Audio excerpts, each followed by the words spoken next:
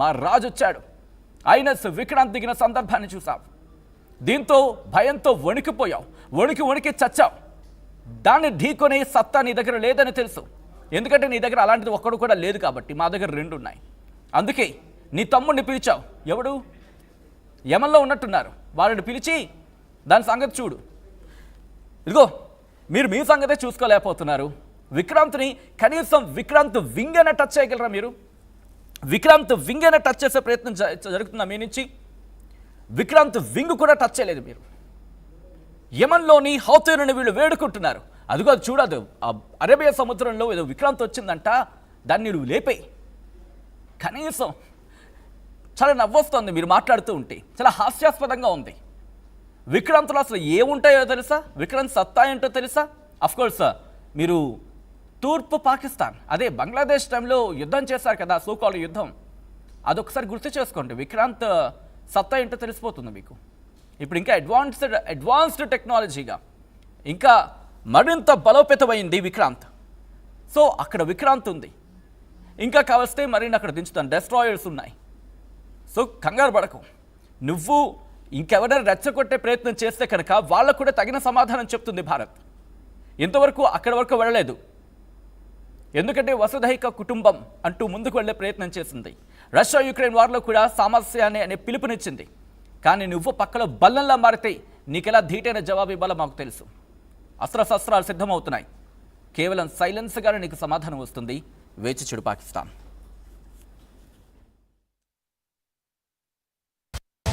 At KLH, you have the freedom to choose the subjects that fuel the engineer in you. KLH deemed to be university. Breaking news చూస్తున్నారు. పాకిస్తాన్కు India మరో big shock ఇవ్వబోతోందా అంటే అవుననే మాటే వినిపిస్తోంది. ఎందుకంటే 2 దేశాల మధ్య అటెన్షన్ వాతావరణం కొనసాగుతోంది. దీంతో పాకిస్తాన్కి ఎలాగైనా బుద్ధి చెప్పాలనుకుంటోంది భారత్. ఇప్పటికే టిట్ ఫర్ టాట్, కుక్క కాటికి చెప్పు దెబ్బ అంటారు కదా, దానికి మించిన స్టైల్లో భారత్ ఇప్పుడు రిప్లై ఇస్తోంది పాకిస్తాన్కి. మరి ముఖ్యంగా గగనతలానికి సంబంధించి పాకిస్తాన్ తన గగనతలాన్ని భారత్కు మూసేసింది. కానీ పాకిస్తాన్కి తెలుసో తెలియదో, ఏ రోజైతే మీ టెర్రరిస్టులు మీరు పెంచి పోషించిన ఆ విష సర్పాలు పెహల్గాం మీద దాడి చేశాయో, సౌదీ నుంచి భారత్కు తిరిగి వస్తున్న భారత ప్రధాని మోదీ మీ గగనతలాన్ని పక్కకు పో అన్నారు ఆయన. మీకు గుర్తుండే ఉంటుంది, ఆ రోజు అరేబియా సముద్రం నుంచే భారత్లోకి అడుగుపెట్టారు. ఆ రోజే మీకు అర్థమై ఉంటుంది మీ ఎయిర్ స్పేస్ని భారత్ పట్టించుకోదు అని చెప్పి. మీ ఎయిర్ స్పేస్ మాకు అవసరం లేదు, మీ ఎయిర్ రూట్ మాకు అవసరం లేదు. మరి ముఖ్యంగా ఈ సందర్భంలో అఫ్కోర్స్ కాస్త ఫ్యూల్ ఎక్కువ అవుతుంది, దాంతోపాటు కాస్త టైం జర్నీ ఎక్కువ అవుతుంది. 1 గంట లేకపోతే 2 గంటలు ఎక్కువ అవ్వచ్చు, 1.5 గంటల. అయినంత మాత్రం మీ ఎయిర్ స్పేస్ మాకు అవసరం లేదు. ఇదే అంశానికి సంబంధించి ఇప్పుడు టిట్ ఫర్ టాట్, మీరు ఎలా చేస్తే మీకు అలాగే బుద్ధి చెప్తాం. ఇప్పుడు అదే స్టైల్లో వెళ్తోంది భారత్ కూడా. పాకిస్తాన్ ఎయిర్లైన్స్కు గగనతలం మూసేయాలని ఇండియా నిర్ణయించిందా? ప్రస్తుతం అటువంటి చర్చ జోరందుకుంటోంది. పాకిస్తాన్ ఇప్పుడు ఇక గత్యంతరం లేదు. ఇటు ఎలా వెళ్ళాలి ఒక్కసారి మీరు చూడొచ్చు. పాకిస్తాన్కి సంబంధించి మీరు చూస్తే ఇదిగోండి, ఒకవేళ పాకిస్తాన్ ఎవరైనా వెళ్ళాలనుకుంటే అంటే బంగాళాఖాతం నుంచి శ్రీలంక మీదుగా అరేబియా సముద్రం నుంచి అప్పుడు పాకిస్తాన్లోకి వెళ్లాల్సి ఉంటుంది. అదొక మార్గం. లేకపోతే ఇటు బంగాళాఖాతం కావచ్చు, లేకపోతే పైన ఉన్న మిగిలిన దేశాలు చైనా నుంచి వెళ్లాల్సి ఉంటుంది. చైనా నుంచి పాకిస్తాన్లోకి అడుగు పెట్టాల్సి ఉంటుంది. ఇప్పటికీ మీరు చూడొచ్చు ఆ మూమెంట్. ఒక్కసారి పాకిస్తాన్ మా ఎయిర్ స్పేస్ చూడు, నీ ఎయిర్ స్పేస్ చూడు, ఎటువంటి ఎంగేజ్మెంట్ ఉందో. ఇండియన్ గగనతలంలో, భారత గగనతలంలో ఆ ఫ్లైట్ మూమెంట్స్ ఏ స్థాయిలో ఉన్నాయో ఒకసారి చూడు. అట్ ద సేమ్ టైం నీ గగనతలంలో గాలి తప్ప ఒక్క విమానమైనా కనిపిస్తోందా? ఒక్క విమానం. ఏదో యుద్ధ సన్నాహాలు అంటూ నువ్విచ్చే బిల్డప్కి సంబంధించి ఆ విజువల్స్ తప్ప. మీరు చూడొచ్చు పాకిస్తాన్ గగనతలంలో కనీసం విమానం తోక కూడా కనిపించట్లేదు. విమానం కాదు కదా, విమానం తోక కూడా అక్కడ కనిపించట్లే. బట్ భారత్లో మీరు చూడొచ్చు, రెండు కళ్ళు విప్పి చూడు ఒక్కసారి పాకిస్తాన్.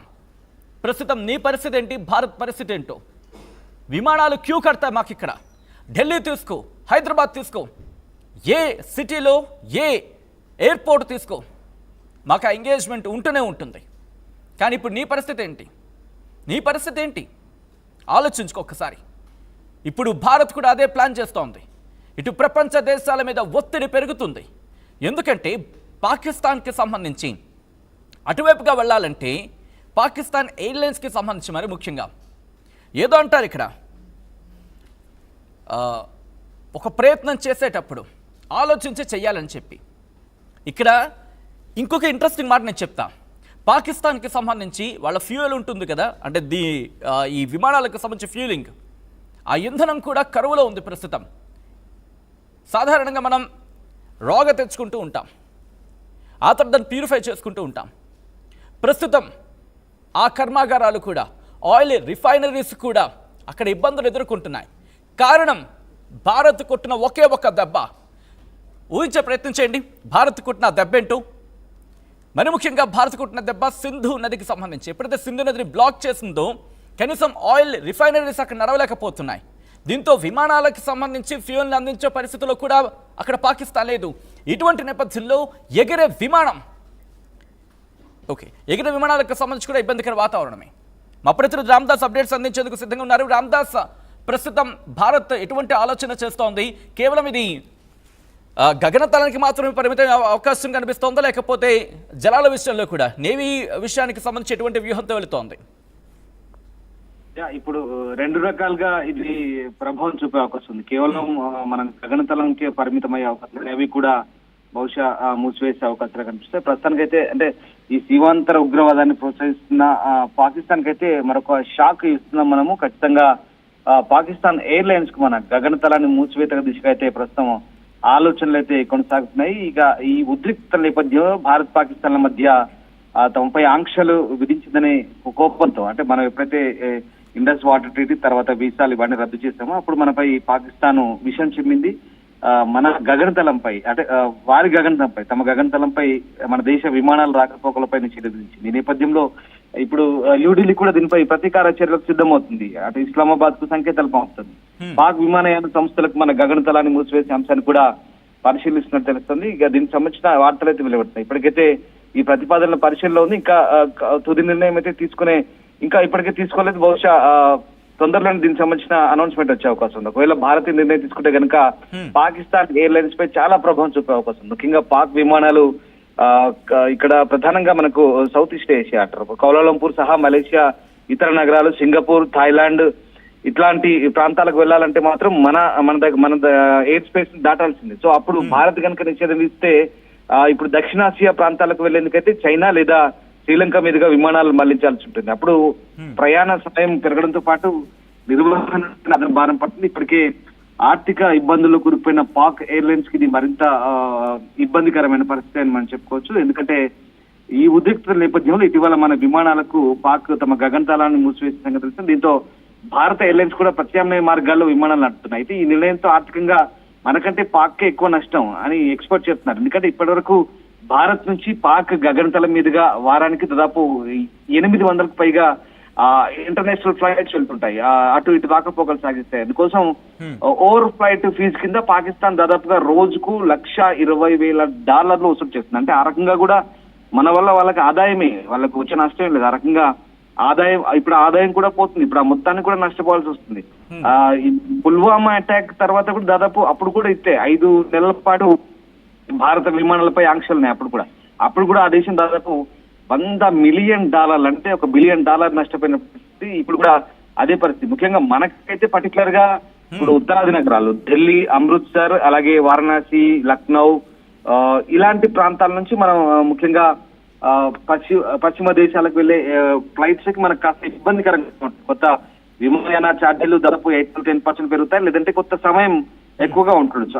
అంతేగాని మనకు గంటన్నర మాత్రం ఎక్స్ట్రా పట్టే అవకాశం కనిపిస్తుంది. ఎందుకంటే పాకిస్తాన్ ఎయిర్ స్పేస్ కి సంబంధించి మాట్లాడుకునే సందర్భంలో మహా అయితే మనకి ఇక్కడ గుజరాత్ కావచ్చు, రాజస్థాన్ కావచ్చు, జమ్మూ కాశ్మీర్ అక్కడికి ఇబ్బందికర వాతావరణం, కాస్త ట్రావెలింగ్, అంటే ఆ వేస్ కి సంబంధించి మాట్లాడుకునే సందర్భంలో కాస్త పంజాబ్ వరకు కూడా మనం చెప్పుకోవచ్చు.